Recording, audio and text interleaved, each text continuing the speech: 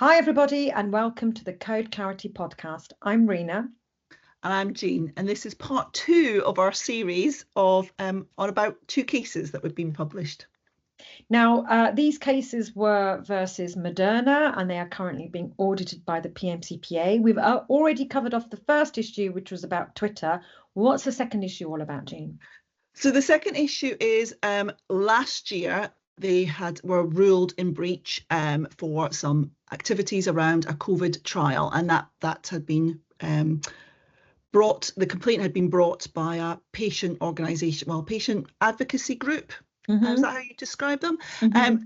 And when this group read the response and saw the response that was published, they realised that they didn't think the company had been honest in the response. Uh-oh. So what? I can see where this is going. So they re-raised some of the issues. Yes, so they then provided evidence to the PMCPA that they had actually made the company aware of the issue in the summer before they put in the complaint, whereas the company in the response said that they weren't aware of that issue until the following January. So that was their issue, and said, well, we had already written to them and we'd already told them that this was a problem, and because they didn't appear to take it seriously, that's why we had to go to you. And they've then not been honest about the fact that we told them about this months ago. Yeah. And what did the appeal board think of all of this? So the appeal board basically agreed with the panel, and that this was a serious issue because you needed to be full and frank, and self-regulation relies on companies being full and frank in their responses to the PMCPA.